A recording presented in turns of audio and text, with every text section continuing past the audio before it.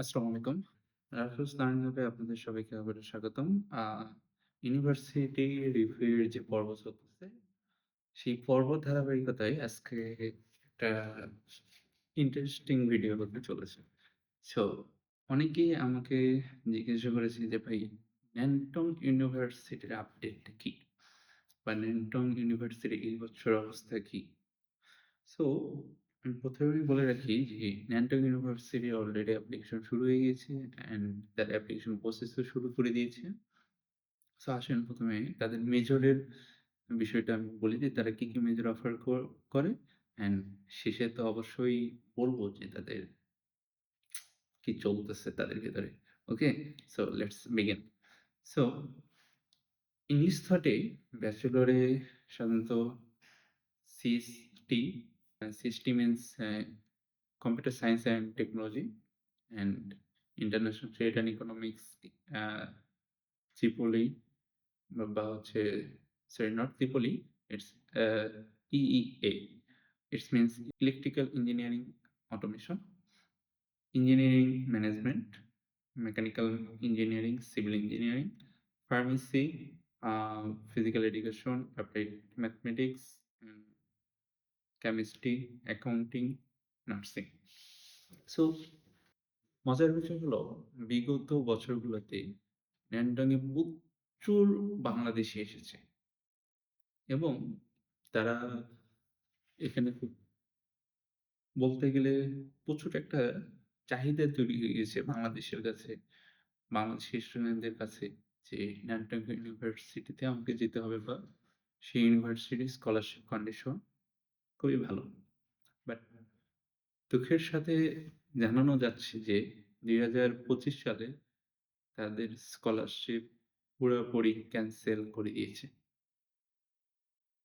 তারা শুধুমাত্র আপনার আ ৩ টা টাইপ স্কলারশিপ রাখছে। মানে এটা হচ্ছে ক্লাস ভিত্তিক। সেটা কি? ফার্স্ট ক্লাসে আপনার টিউশন অ্যান্ড অ্যাকোমোডেশন টা ফ্রি পাবেন।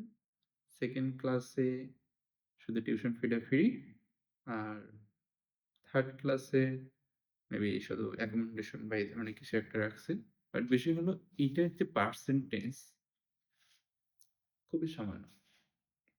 হয়তোবা আপনার 5% to 10% এইরকম একটা এভারেজ করে তারা হয়তোবা প্রোভাইড করবে। বাট এখানে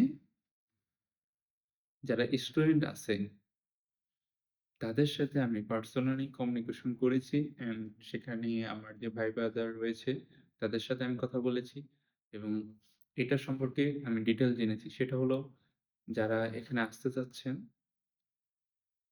খুবই আপনাদের জন্য সাধুবাদ। বাট তাদের সাজেশনে হলো যে এখানে আপনার জন্য না আসাটাই উত্তম ২০২৫ সালে। কারণ ২০২৫ সালে ন্যান্টং এ আপনার সেলফ ফান্ড এ পড়তে হবে।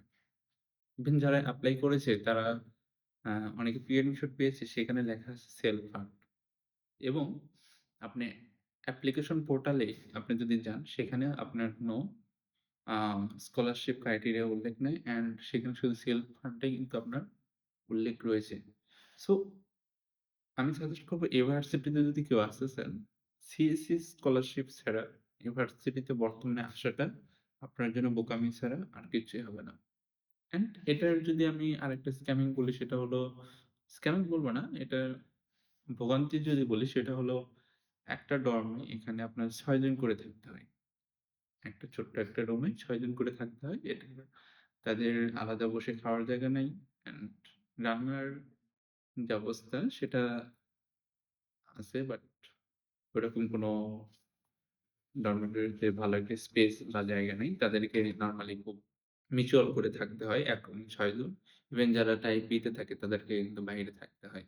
এটা গত বছর থেকে শুরু হয়েছে। আর এই বছর তো আপনার স্কলারশিপে উঠে গেছে। সো আমার সাজেস্ট হলো আপনি এই ভার্সিটিটা এভয়েড করুন।